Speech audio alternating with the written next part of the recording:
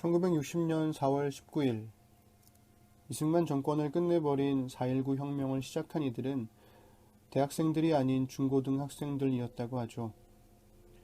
중고등학생들이 가장 먼저 나왔고 주저하는 대학생들을 비판했다고 합니다.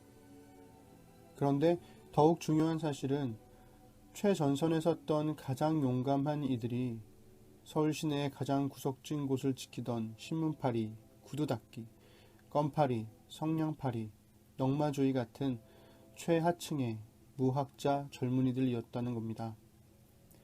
1980년 5.18 민주항쟁 때도 마지막까지 도청을 죽음으로 사수한 이들은 구두닦기, 신문파리 등을 했던 최하층의 젊은이들이었죠. 이들은 대학생들에게 항복을 권유하며 우리는 죽는다. 그러나 너희들은 살아남아 우리의 한을 풀어주어야 한다는 유언을 남겼다고 합니다. 역사는 이름을 남긴 사람들을 기록하지만 진정한 역사의 흐름을 바꾼 이들은 이름 없는 민초들이었다는 것을 깨닫게 됩니다. 최정상에서 사람들의 박수를 받던 사람들이 순식간에 곤두박질 치는 것을 여러 번 보게 되는데요. 최근에도 모든 이슈를 잠식해버린 연예인들의 범죄를 보며 다시금 깨닫게 되는 게 있습니다. 멀리서 보면 멋진 사람들이 가까이에서 보면 별로일 때가 많고 가까이에서는 별것 아닌 것 같은 사람들이 사실은 우리네 삶의 진짜 영웅이라는 걸 말이죠. 예수님은 고향에서 무시당하시지만 제자들을 파송하시며 하나님의 백성들을 회복하십니다. 헤롯은 유대 지역의 통치자였지만 세례 요한을 두려워하여 처형하는 끔찍한 일을 저지르죠. 오늘 읽어드릴 말씀은 어제처럼 액자식 구조를 갖고 있습니다. 제자들의 파송과 귀환 이야기 안에 세례 요한의 죽음에 관한 이야기가 들어있죠. 오늘은 마가복음 6장 1절부터 34절까지 읽어드리겠습니다. 예수께서 그곳을 떠나 자기 고향으로 돌아가셨다. 제자들도 함께 갔다. 안식일에 예수께서 회당에서 설교하셨다. 예수께서는 모든 사람의 감탄을 자아낼 정도로 대단하셨다. 사람들이 말했다. 이 사람이 이렇게 훌륭한 사람인지 미처 몰랐다. 어떻게 이렇게 갑자기 지혜로워지고 이런 능력을 갖게 되었을까? 그러나 한편으로 그들은 언제 그랬냐는 듯이 어느새 그분을 깎아내리고 있었다. 이 사람은 목수요 마리아의 아들에 불과하다. 우리는 그를 어려서부터 알았다. 그의 동생 야고보와 요셉과 유다와 시몬, 그리고 그의 누이들도 우리가 안다. 도대체 그는 자기가 누구라고 저러는 것인가?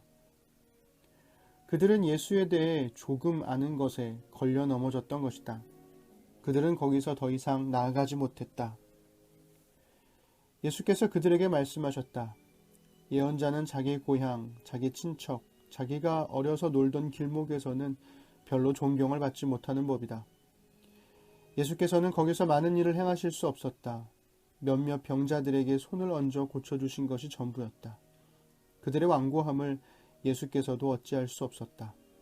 그래서 예수께서는 그곳을 떠나 다른 마을을 다니시며 가르치셨다. 예수께서 12제자를 부르셔서 둘씩 짝을 지어 내보내시며 그들에게 악한 세력을 물리치는 권세와 능력을 주셨다. 예수께서는 그들을 보내시며 이런 지침을 주셨다. 이 일에 별도의 준비가 필요하다고 생각하지 마라. 먼저 너희 자신을 준비하여라. 특별히 돈을 모금할 것도 없다. 간소하게 하여라. 고급 여관도 안 된다. 적당한 곳을 찾아가 떠날 때까지 그곳으로 만족하여라. 사람들이 너희를 맞아들이지 않고 너희 말을 듣지 않거든 조용히 나오너라. 소란 피울 것 없다. 무시해버리고 너희의 길을 가면 된다. 곧 제자들은 길을 나섰다. 그들은 삶이 근본적으로 달라질 수 있음을 기쁜 마음으로 긴박하게 전했다. 가는 곳마다 귀신을 쫓아냈다. 병자들의 몸에 기름을 발라 건강을 되찾게 해주고 그들의 심령을 고쳐주었다. 예수의 이름이 만인의 입에 오르내리고 있을 그 즈음에 헤롯 왕도 그 모든 소식을 들었다. 그가 말했다.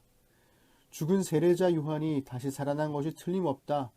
그래서 그 사람이 능히 기적을 행하는 것이다. 다른 사람들이 말했다. 아닙니다. 그는 엘리야입니다. 또 다른 사람들이 말했다. 그는 예언자입니다.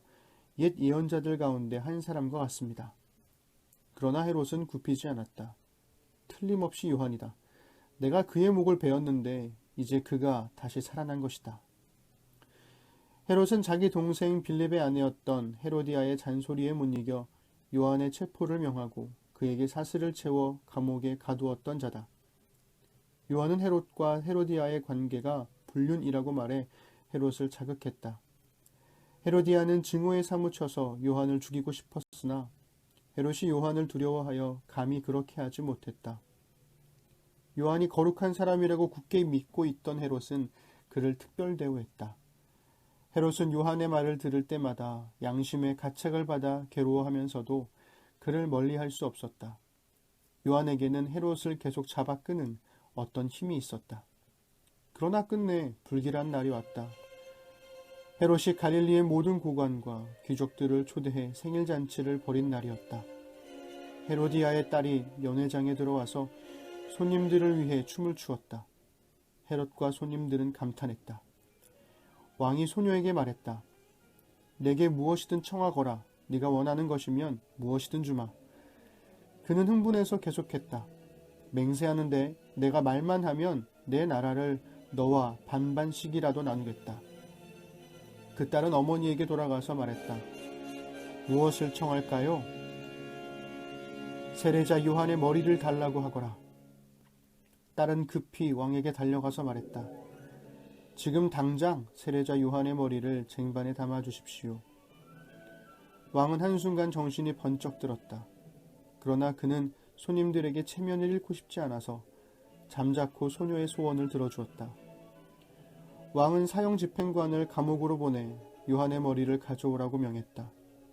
그가 가서 요한의 목을 베어 쟁반에 담아와서 소녀에게 주었고 소녀는 그것을 다시 자기 어머니에게 주었다. 요한의 제자들이 이 일을 듣고 와서 그 시신을 거두어다가 무덤에 안장했다. 사도들이 다시 예수께 모여서 그동안 자기들이 행하고 가르친 일을 모두 보고했다. 예수께서 말씀하셨다. 따로 어디 가서 잠깐 쉬도록 하자. 그만큼 오가는 사람들의 발길이 끊이지 않았고 그들은 음식 먹을 겨를조차 없었다. 그래서 그들은 배를 타고 따로 한적한 곳으로 떠났다.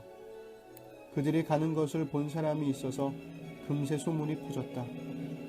인근 마을에서 사람들이 도보로 달려와서 그들보다 먼저 그곳에 도착했다. 예수께서 도착해 큰 무리를 보셨다. 목자 없는 양 같은 그들을 보시니 그분 마음이 찢어지는 것 같았다. 예수께서는 곧바로 그들을 가르치기 시작하셨다. 유대 지역을 통치하는 분봉왕으로서의 헤롯은 사람들의 삶에는 관심이 없고 자기 욕심과 자기 잔치를 위해 세례 요한의 목숨을 놀잇감으로 삼죠. 하지만 유대 사회의 최하층민이었던 예수와 제자들은 음식 먹을 겨를조차 없이 귀신과 온갖 질병들로부터 사람들을 구해냈습니다. 자기 욕심만을 위해 권력을 사용하는 정치인들, 그들 때문에 목자 없는 양처럼 헤매이는 사람들의 모습은 오늘에 이르기까지 나아진 것이 없어 보입니다. 그러나 긴 역사 후에 헤롯을 따르는 사람은 없지만 예수님을 따르는 사람들은 많습니다. 가족을 위해 직장에 나가고 집안일을 하며 지극히 평범한 일상을 살아내는 모든 이들이야말로 진정한 역사의 흐름을 바꾸는 영웅들이 아닐까요? 일상의 곳곳에서 예수님을 믿고 따르는 그리스도인으로 살아주세요.